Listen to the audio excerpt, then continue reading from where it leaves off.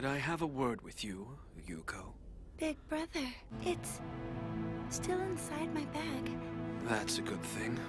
I guess I can overlook it this time. By the way, did you show him your arm? No. No, that's attest to enough. this. Yeah, this isn't how the episode starts. This is a scene from after the credits of the previous episode. Why? This isn't a freaking Captain America movie setting up the next Avengers. It's an episodic show, and the next episode comes out next week.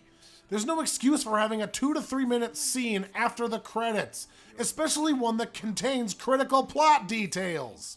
The point of this scene is that the wrapped item in Yuko's bag is implied to be a knife or dagger or some other stabbing weapon. Well, that's not something we'd want to know. And the worst part, this doesn't even happen in every episode. Yeah, this after the credits crap is completely inconsistent. Why? How many people in your audience are going to just know to watch all the way through the credits for story critical plot points? Especially if they bought it on DVD or Blu-ray, like I did. I mean, imagine if I did that. Or didn't. I mean, I might put something after the credits, or I might not. You never know. You'll have to watch all the way through the credits to find out. But half the time, it'll just be a shot of me smiling and giving you a huge middle finger. So, watch after the credits today for something special. Or nothing at all. I'll probably put something there. Or I might not. Bye.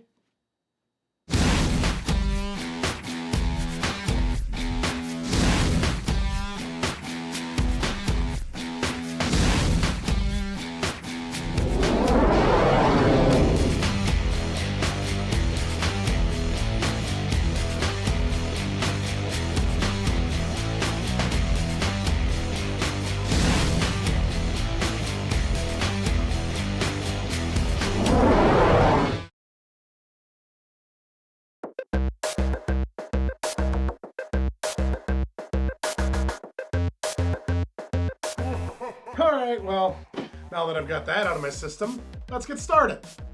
Yuko. Yukun, you're sure that you truly want to know?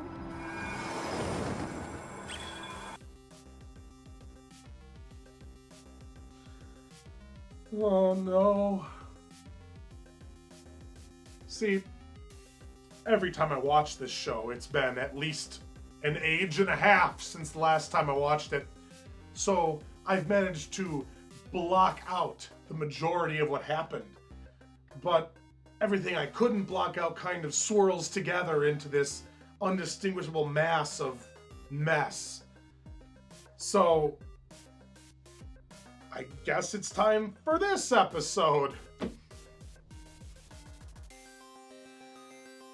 Well, prepare yourselves for the single most offensive opinion I've ever given. You're not gonna like it. Well, for now, I guess I'll talk about how Himura clearly hasn't matured past the age of 8. You're so good. Don't look. Your drawings are great, brother you. Great. Well, I guess that makes him more relatable since the audience is also comprised of stupid children. Isn't that right, writers? I love you, Himura-senpai. Just coming here and seeing your face every day gives me the strength to go on. Have you been sleeping? Not much. You've got to get some sleep. You need rest. Good night. Well, I guess I'm into codependent chicks. My life is so fucked. Hey, Nagi. Everything comes out warped. It's not even my work. I did it over and over. But it's the same every time. The artist inside of me is warning me that I may never ever be able to paint again. Ladies and gentlemen, welcome to The Nagi Show, starring Nagi, Nagi, and Nagi! This scene is ridiculous. It is possibly the most hilarious exposition dump I've ever seen. Himura basically walks in and says, "Hey, how about a sandwich?" And apparently, This is Nagi's cue to launch into a full-on diatribe about every problem in her life. And Himura's reward for listening to her entire rant? Just get out. I said get out now! So, on the official list of abusive female characters, we have Kei, Chihiro, Miyako, Yuko, Green Hair, and, of course, Nagi. Then, for the men, we have Hiro, Kyosuke, Kuze, and Himura in 2 separate stories. Why am I supposed to root for any of these relationships again? Next, Kuze tells Himura that Yuko has evil eyes or something, and that apparently the reason she gets bullied is because everybody feels threatened by her. Huh, well that's interesting. Himura-senpai, tell me something. Do you believe in God? You couldn't let it happen, could you? You couldn't let one significant moment linger long enough to have an impact. You couldn't let me have 1 ounce of silver lining. You bastards! After that disaster, Yuko and Himura meet, where else? At the motherfucking beach! Jesus! And she kisses him. I agree with you. There is no God. Wow, that bad, huh? 1 kiss from Himura and your faith in a higher power is destroyed forever. I never knew he had that ability. If there was a God, I'd want him to make this world a more beautiful place. What the... I'm sorry, but this right here is the dumbest line of dialogue in the entire show. The artistic design of this series, when it's not overrun by blatant BS in-your-face imagery, is centered around making everything look as beautiful as possible. The sky, the street, the river through town, all 900 zillion scenes at the beach. You can't throw out a line like that in a show like this. You just can't. Not when the world you've created is absurdly beautiful and the majority of the stories you've told have ended happily. I think it's been proven beyond a shadow of a doubt that the point of these stories is not to tell a good story, but to have messages, symbolism, and make commentary. Well, okay, but you're completely contradicting everything that came before on every level of design. If this was just a character's opinion in a regular story, that's fine, but it's not. The characters of this show are stand-ins for ideas and philosophies, and you can't expect me to buy into a philosophy that contradicts every single thing you've shown up until this point. And yeah, I get that the point of this is ultimately to shed light on Yuko's life experiences and help us see her worldview. But the problem again is the art design. At the very least, what isn't pretty? What isn't beautiful in this world? Is it all the beautiful vistas and shots filled with floating luminescent colorful light orbs? You are destroying the 4th wall by confusing this issue into the ground! Numerous hours later, Nagi is still in the art room. This is interesting considering that she previously said she couldn't draw anymore. So what has she been doing this entire time? Oh, I'd completely forgotten that I can't draw anymore. I know the reason why I do, though. I'm sorry. Allow me to score this scene properly. What's the matter? You still can't draw? Oh, I'd completely forgotten that I can't draw anymore. I know the reason why I do, though. I peed. What should be an emotional, profound scene is tossed under the bus as a throwaway sequence as Nagi confesses her feelings for Himura, only to immediately drop it and kick him out again. Great! And with that, I guess it's time for Kuze to play the violin.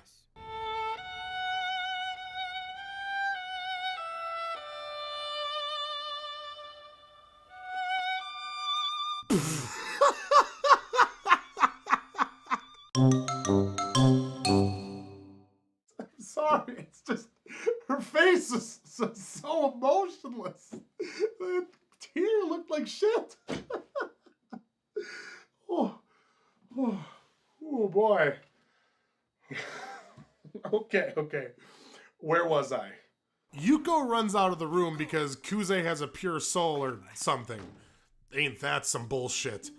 Anyway, Himura gives chase but smashes into a bird before confessing his feelings to Yuko.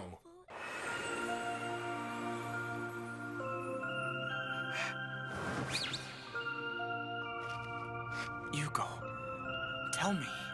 You're so arrogant. It begins. Just keep an open mind as I go through this. I've given this a lot of thought, so,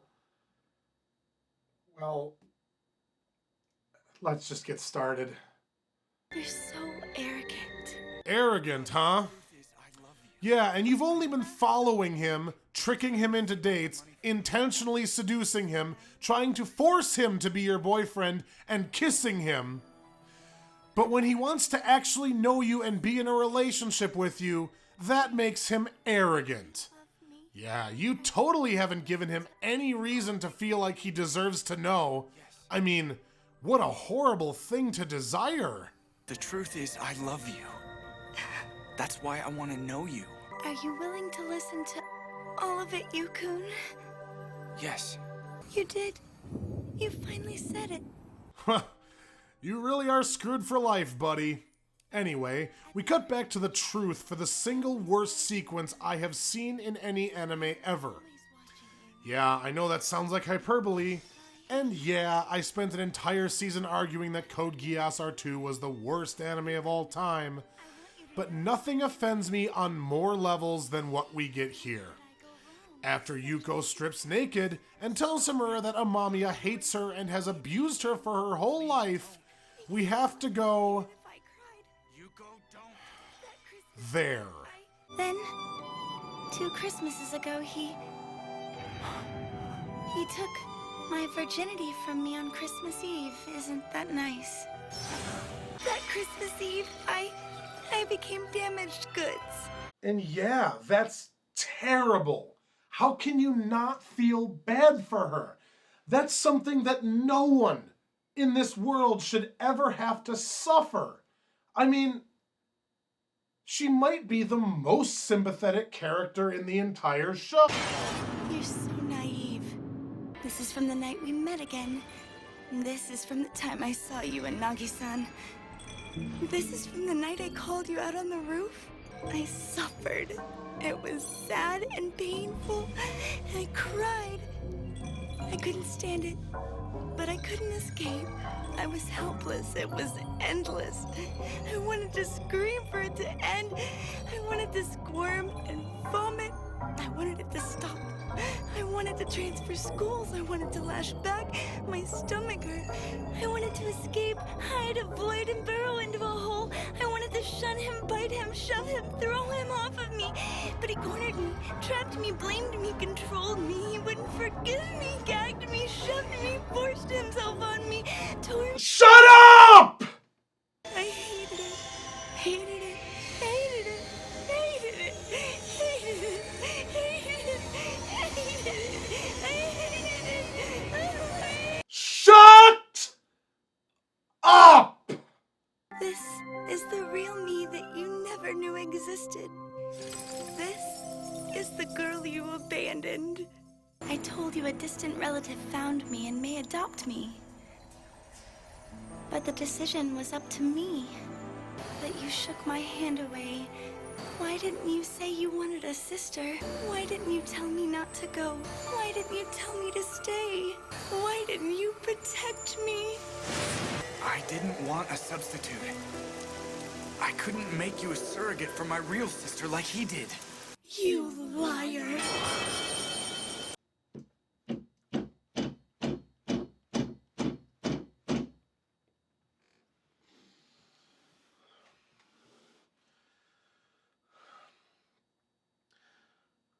Congratulations, F. You have done something that I never imagined in my wildest fantasies, or in this case, nightmares, that any human, living or dead, any movie, book, or other work of fiction could possibly accomplish. To my utter horror, you have made me hate a rape victim. First, let's start with this scene of her describing all her brother's abuses. What an utter disaster. I mean, I can't fathom screwing up a scene like this, but they found a way. Instead of letting it play out naturally and having Yuko talk like an actual human, they overwrite it with this horrible, obnoxious beat poetry. I have never been able to watch this sequence all the way through, and it's not because it's disturbing or shocking or anything remotely like that. It's because it's annoying, it's obnoxious, it's infuriating, it gives me a headache. It offends me that they could so thoroughly screw up the portrayal of a rape victim for any sympathetic reaction whatsoever. So that's strike one. But even if it didn't change, the rest of the scene would have been totally fine, were it not for one single sentence. This is the girl you abandoned. That sentence is a flat-out lie. That never happened. Never, not ever. In fact, we already saw what happened. Remember? I don't want a sister. I can't stand it anymore. Brother, you! Don't call me brother! My sister died. She's dead. Okay then. Yep. That's it. That's him abandoning her. Man, what a horrible 12-year-old traumatized by the death of his younger sister. I'm certainly gonna blame him for that. Yes, sir. Then there's this scene after the credits that tries even harder to make Himura out to be the bad guy, even though it falls to pieces by failing to remember the show's own story. Why didn't you tell me not to go? That's because you never told him you were leaving. You know, it's pretty hard for him to stop you from doing something if he doesn't know you're going to do it. Second, this cannot be Himura's fault because, ultimately, you agreed to live with the Amamiya family. You chose this. Now, I'm not even slightly implying that Yuko is at all responsible for any of the abuse she's suffered, and especially not being raped. However, we must acknowledge the truth that Yuko had no idea what would happen to her when she went into the Amamiya family. Just like Himura had no idea what would happen if he refused to let Yuko be his fake sister. So, if we decide that Yuko is correct and that Himura is at fault for the reasons she gave, Yuko damns herself by that same logic and actually, by her own mouth, makes herself far more responsible for everything that's happening to her. With all seriousness and sincerity, I'm not the one saying this. She is. And finally, the big question of the day. That you shook my hand away. Why didn't you say you wanted a sister? Well, we already saw why. Himura couldn't accept her as a fake sister because he was still grieving the death of his actual sister. There's no question here. In fact, Himura says that very thing. I didn't want a substitute. I couldn't make you a surrogate for my real sister like he did. You liar. Yes, clearly. Even though you already showed us that that's exactly what happened. But why did Yuko want him to be her brother in the first place? I mean, that's such a bizarrely specific thing to say, isn't it? It's made even more incomprehensible by the fact that Yuko never had a brother. Yeah, it's not like she had a brother who died in the earthquake and wanted Himura to be her new one. She never had any siblings in the first place. It's never stated or implied that her mother was pregnant with a boy or anything. She just never, ever, ever, ever, ever had a brother. That means she arbitrarily ran up to some random boy on a bridge one day and demanded that he be her brother. And they actually turned that into a critical plot point.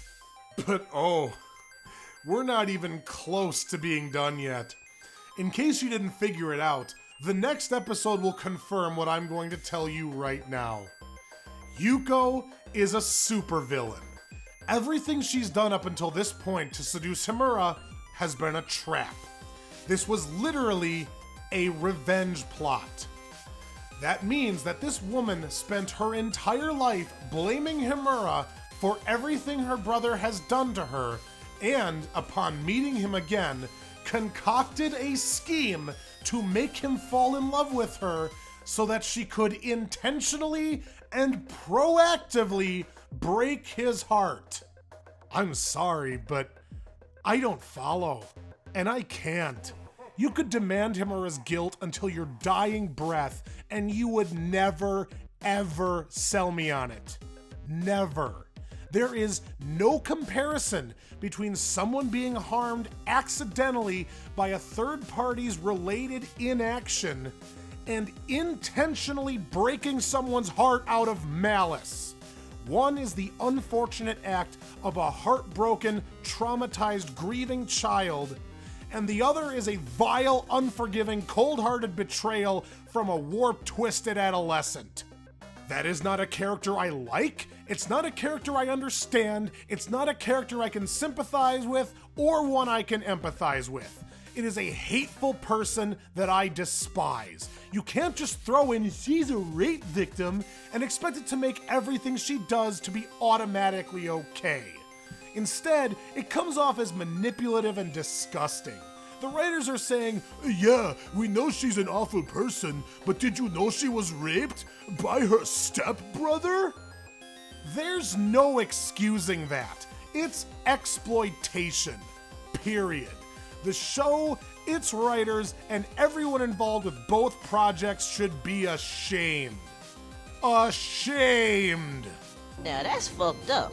But before we can lay this hell to rest, we have to return yet again to the deepest well in 25 The Hard Way history, the F visual novel. Because guess blue sky fucking what? Yuko never blamed Himura in the visual novel. Not even once. Yes, she does admit that she hates him, but it's not because of some stupid lifelong grudge desire to destroy his life because she's an evil bitch. It's because she's jealous of him. She's jealous that he got to have so much go right for him while she's been saddled with such a horrifically tortured life. Well, damn. If that isn't an understandable emotion for her to have in that position, I don't know what is.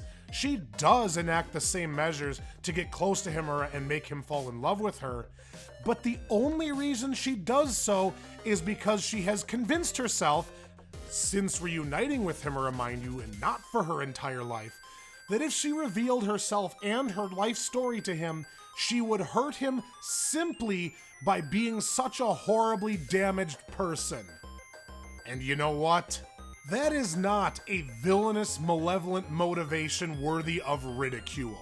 It is instead a character statement reflective of the infinitely tragic self-image that years upon years of physical and sexual abuse have imposed on Yuko's heart and soul. She believes herself to be so utterly worthless that the mere truth of her existence will shatter Himura completely.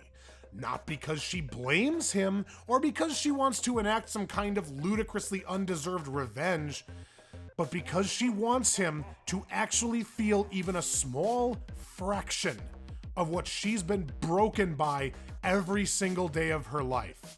And deep down, that's not a cry of hatred, that's a cry for help. And guess Ocean Beach Heaven's Glory what? Himura acts like an actual hero. He refuses to leave Yuko's side and pledges himself to her, promising to do everything imaginable to ensure her future happiness and safety. Then, when faced with the shocking act of selfless love that Himura has committed, that Yuko never saw coming nor believed herself worthy of, she breaks down and gives into her feelings of love for Himura, letting her lingering jealousy wash away forever. Well, hot damn! Doesn't that beat the pants off of making me revile a girl who's had her very spirit raped and beaten out of her for years? Now that's fucked up. Frankly, I hope you're offended. Not by what I've said, but by the pathetic, low attempt by this show to rip a knee-jerk reaction out of you to hopefully excuse the horrible, horrible behavior of this show's allegedly sympathetic female lead. I don't know what more I can say. I don't know what else there is to be said. So, I'm just gonna end it here. I think we're done for today. Watch something else that isn't F, guys. I'm begging you. I'm gonna go watch Angel Beats.